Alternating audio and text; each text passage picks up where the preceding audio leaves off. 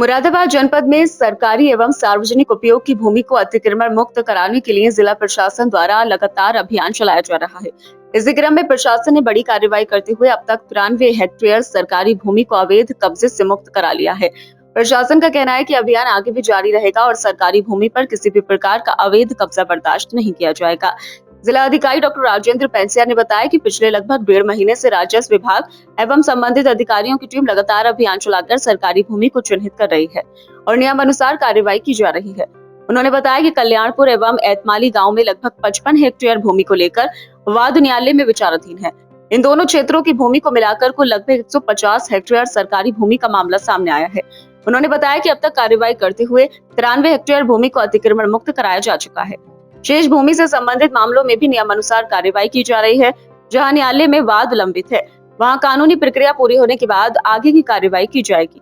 जिलाधिकारी ने स्पष्ट किया कि सरकारी भूमि जनता की संपत्ति है और उसका उपयोग केवल सार्वजनिक हित के कार्यों के लिए होना चाहिए। यदि किसी भी व्यक्ति द्वारा सरकारी या सार्वजनिक उपयोग की भूमि पर अवैध कब्जा किया गया तो उसके खिलाफ सख्त कार्रवाई की जाएगी। उन्होंने अधिकारियों को निर्देश दिए कि ऐसे मामलों की लगातार निगरानी की जाए और किसी भी नए अतिक्रमण को तत्काल हटाया जाए। आज एक बड़ी भूमि लगभग 93 हेक्टेयर की खाली कराई गई है।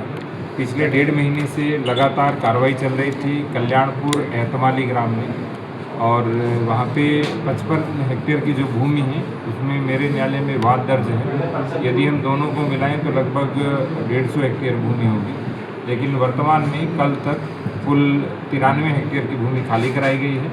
और भविष्य में भी यदि सार्वजनिक उपयोग की भूमि है, चाहे वो नदी की है, रेत की है, खेत खलिहान चारागाह की है, खाद के गड्ढे की है या तालाब की भूमि है, उस पर किसी भी प्रकार का कब्जा है वो खाली कराया जाएगा।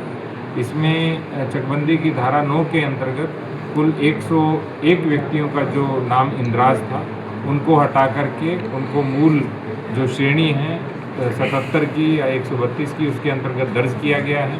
और एक और मुख्य बात इसमें कि इस तरह की चीज़ें अन्य गांवों में भी हैं या अन्य हमारी सरकारी भूमि पर भी है, तो उस पर भी इस तरह की कार्रवाई की जाएगी। और जो सरकार की भूमि है या सार्वजनिक उपयोग की भूमि है वो उसी उपयोग के अंतर्गत दर्ज कराई जाएगी। किस तरीके का इंक्रोचमेंट था? उसके अब आगे क्या योजना है? देखिए, ये जो भूमि है ये इस पर वृक्षारोपण भी हो सकता है, वृक्षारोपण महाअभियान चल रहा है। और उसके अतिरिक्त बहुत सारे जो काम जिसमें निर्माण की आवश्यकता नहीं पड़ती है वो सारे यहाँ पे किए जा सकते हैं।